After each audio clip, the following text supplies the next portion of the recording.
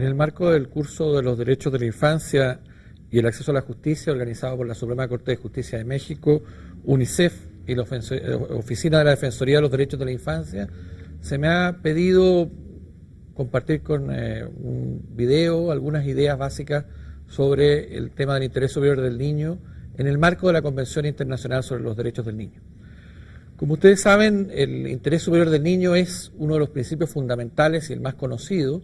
contenido en la Convención Internacional sobre los Derechos del Niño. Sin embargo, este principio tiene una larga historia en el derecho internacional y en los derechos nacionales, particularmente en el derecho de familia de raíz anglosajona, donde se establecía un interés primordial del derecho en la protección de los niños en la convivencia familiar.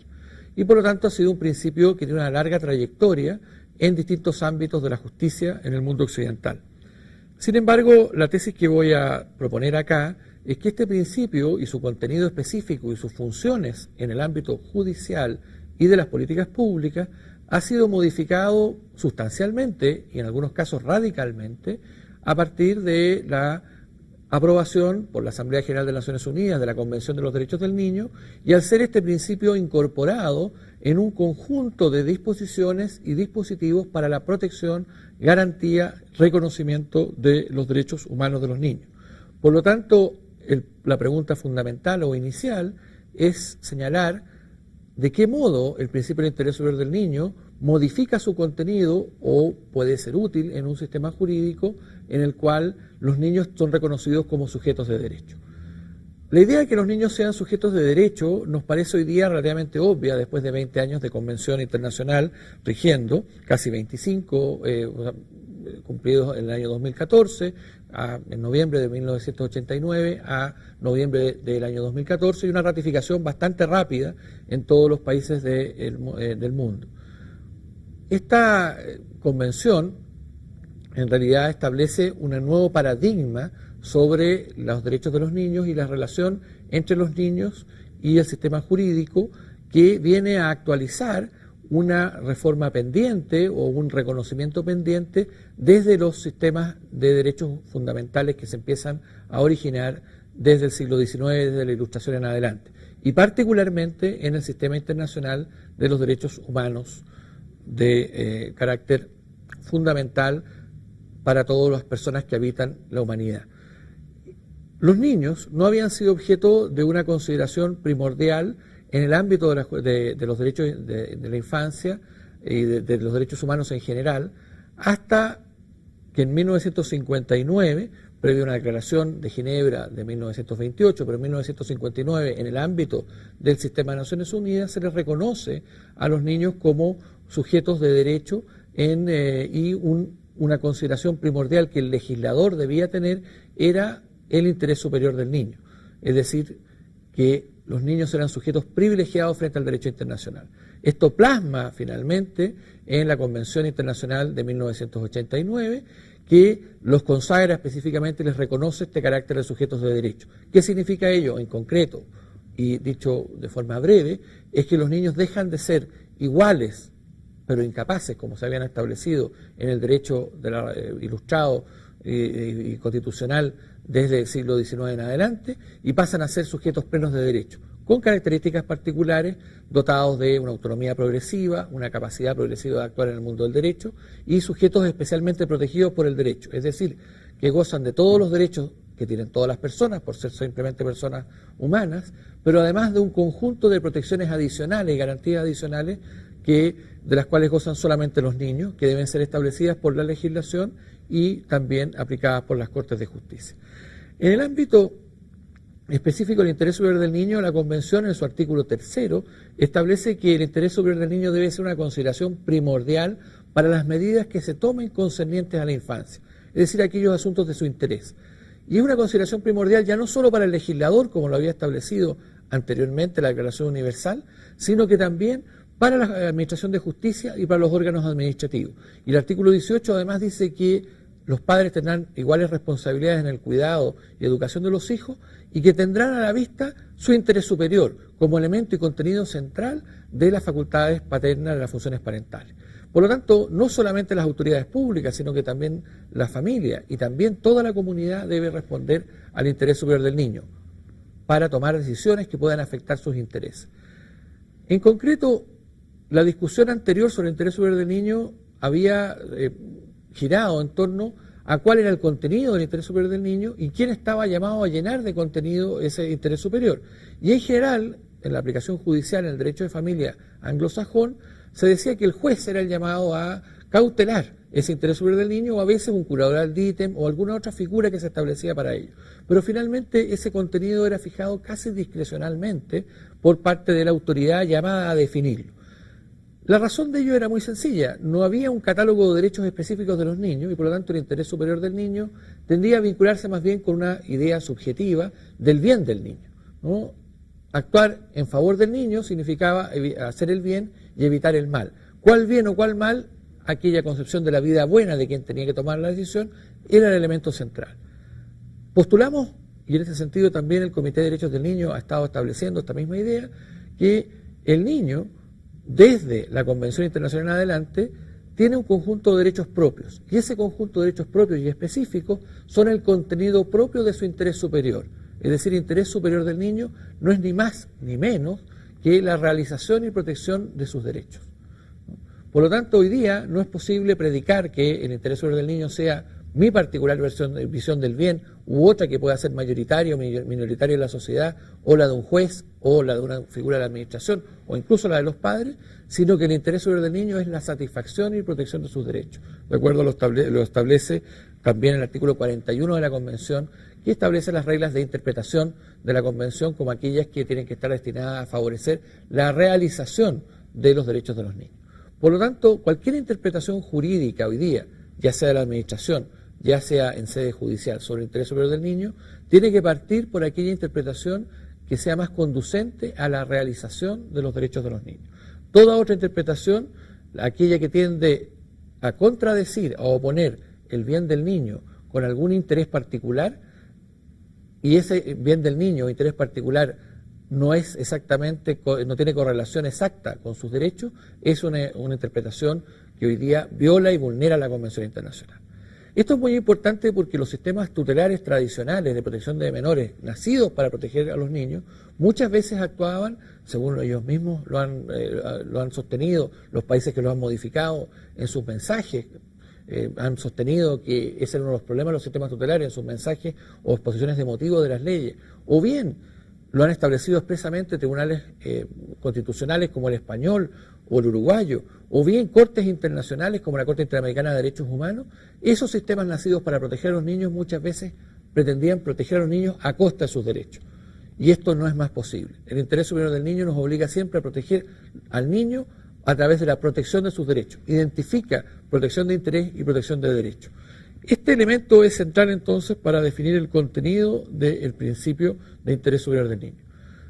Establecido ese contenido general, uno puede preguntarse entonces cuál es la finalidad o la funcionalidad que tiene el interés superior del niño en un sistema jurídico. Probablemente más de alguien podría decir que lo que he sostenido hasta ahora es simplemente una obviedad, es decir, que tanto las autoridades políticas como el legislador, como la administración y evidentemente las Cortes de Justicia, al realizar sus funciones, deben proteger los derechos de las personas, ¿no? Cuestión que parece de suyo simplemente obvia. Y por lo tanto una primera función del principio es restablecer lo obvio, es decir, que las actuaciones de las autoridades tienen que estar sometidas no por sus particulares intereses, sino por los derechos de los niños. Y esto no ha sido obvio si uno lo analiza en la vieja tradición de la cultura minorista, en la justicia, pero también en las leyes y en las prácticas incluso de crianza familiar, muchas veces lamentablemente centradas en formas de educación vinculadas a la violencia, al castigo y a la falta de consideración del niño como un sujeto de derecho. Pero ya en un sistema jurídico complejo, los principios como el interés superior del niño nos permiten también integrar, hacer una interpretación integradora, holística, de toda la Convención de los Derechos del Niño. Es decir, nos permite integrar las soluciones porque los derechos de los niños y el conjunto de ellos que se establecen en la Convención Internacional tienen un objetivo, que es favorecer el desarrollo del niño, la vida, la supervivencia y el desarrollo del niño. Artículo 6 de la Convención y artículo 27 de la Convención al nivel de vida. Ese derecho al nivel de vida del niño, al más amplio nivel de desarrollo, obliga entonces a que la protección de derechos sea siempre integrada, buscando el conjunto del bien del niño, del conjunto de sus derechos, la satisfacción conjunta de todos sus derechos. Y el principio de interés superior del niño nos llama a maximizar aquellas soluciones que protegen de mejor modo todos los derechos de los niños y a buscar aquellas soluciones activamente, tanto en el ámbito legislativo como en la protección administrativa, como en la protección judicial, como en la actividad educativa de los padres. Debemos tener entonces esa visión integral. Lo segundo es que efectivamente se producen en ciertas circunstancias conflictos entre derechos del propio niño, entre derechos del niño y derechos de terceros. Y lo que nos establece la Convención es un principio de prioridad no excluyente de los derechos del niño por sobre otras consideraciones. Es decir, que prima facie, en una primera instancia, los derechos del niño tienen un mayor peso que otros derechos. Y por lo tanto, en situaciones de conflicto de derechos, hay que otorgarle una cierta prioridad, como dije, no excluyente, a los derechos del niño por sobre otros intereses o derechos. Esta interpretación tiene efectivamente un asidero normativo específico, no solamente el artículo 3 de la Convención, sino, por ejemplo, el artículo 9 de la Convención, que expresamente señala que los hijos no pueden ser separados de sus padres en contra de la voluntad de estos, salvo que, bajo reserva de acción judicial o de decisión judicial, en función de su interés superior, sea necesario su separación. Y ejemplifica la Convención con casos de que el niño sufre violencia o maltrato al interior de su familia. Es decir, está diciendo que el derecho a la convivencia familiar y a ser cuidado por sus padres y el derecho de sus padres a ser cuidados cede ante un derecho superior, que es el derecho a la integridad física y la vida del niño en casos de violencia o maltrato grave. Y por lo tanto, establecida esa circunstancia, necesitamos un principio que permita arbitrar ese conflicto, que es el principio de interés superior del niño, que justamente habilita tomar una decisión en que se prefiere ese derecho a la integridad física y a la vida del niño por sobre el derecho a ser cuidado por sus padres o el derecho de los padres a tener el cuidado del niño. Esa regla, esa disposición del artículo 9 se repite también en algunos otros ejemplos en la propia Convención y nos permite establecer entonces esa función de arbitraje, de solución de casos difíciles, en que el interés superior del niño entonces juega típicamente como un principio que viene a resolver problemas donde no hay una regla específica de solución de normas que colisionan en lo que podemos llamar un conflicto de una antinomia normativa contingente que debe ser resuelta caso a caso, es decir, que no se resuelve de una vez y para siempre, sino que se va resolviendo caso a caso por la actuación administrativa en algunos casos o judicial en otros. La segunda idea fundamental del principio de interés superior del niño en el ámbito de un sistema de derechos humanos en general tiene que ver con la obligación de parte del Estado de entregar ciertos elementos básicos para que los derechos del niño se realicen en el ámbito de la legislación y en el ámbito de la administración. Eso significa, por una parte, que la legislación debe consagrar garantías específicas a esta consideración primordial de los derechos del niño. Por ejemplo, estableciendo sistemas penales especiales para los adolescentes distintos a los adultos, estableciendo dentro de él ciertas reglas, como puede ser la privación de libertad como último recurso, que pasa a ser entonces una expresión efectiva de esta ponderación del interés superior del niño como un interés de carácter superior, ¿no?, que debe ser respetado primordialmente y que entonces obliga a que la privación de libertad, ese recurso extremo del derecho penal, sea utilizada aún más que como última ratio, como ultimísima ratio en el ámbito del derecho penal juvenil. Asimismo, se requiere que las autoridades en general, al diseñar los sistemas de educación, de salud, de vivienda, tengan una prioridad en los intereses y cumplimiento de los derechos de los niños. Establecido eso como un criterio general, entonces, de política pública, también la Administración debe, en todas sus actuaciones, considerar el interés superior del niño de un modo fundamental. ¿Qué significa esto? Significa, por ejemplo, que cuando un niño accede a una administración pública a pedir, a demandar que su derecho sea satisfecho, no podemos oponer respecto de esa petición del niño reglas como la incapacidad o la incapacidad de actuar del niño o la imposibilidad de expresarse en forma lo más adecuada posible o no ser capaz de llenar un formulario o no cumplir con ciertos requisitos para la disposición de su voluntad, sino que tenemos que reconocer una autonomía progresiva del niño en el ejercicio de sus derechos, autonomía que además no solamente se emana del artículo 3 de la Convención, sino que también del artículo 5 de la Convención, que establece la idea de que los niños deben ejercer en forma progresiva y autónoma sus derechos, y para ello requieren la asistencia de sus padres y del Estado. Por lo tanto, debemos también en estos casos diseñar instituciones que permitan y favorezcan el ejercicio de los derechos del niño, y eso también significa actuar en función de su interés superior. Finalmente, también hay una función compleja en cualquier sistema jurídico de llenar ciertos vacíos, situaciones en las cuales las normas no son claras, no hay antinomias normativas, sino que puede haber vacíos o lagunas, situaciones que hay que intentar efectivamente llenar a través de decisiones que pueden ser en un caso del juzgador, en otros casos de la administración. En esos casos, también el recurso al interés superior del niño es importante, porque permite fundamentalmente llenar esos vacíos o lagunas a través de disposiciones que van a valer para el caso concreto, de aplicación de principios que, como el interés superior, permiten llevar una solución respetuosa a los derechos de los niños en cada caso particular.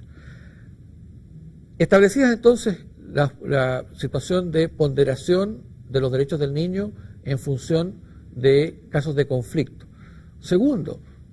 establecer sistemas de una interpretación integral de la Convención hacia el objetivo de que el niño logre su pleno y armonioso desarrollo. Y tercero, establecer la función de posible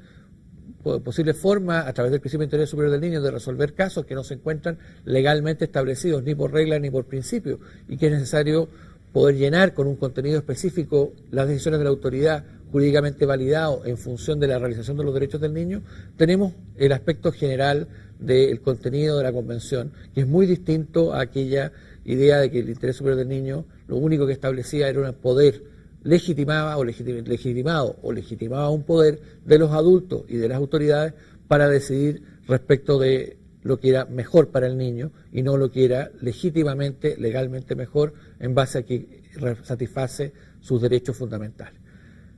Tres cuestiones finales para terminar. La primera es que el ejercicio del interés superior del niño, especialmente en sede judicial, pero también en sede administrativa y del legislador, exige una fundamentación,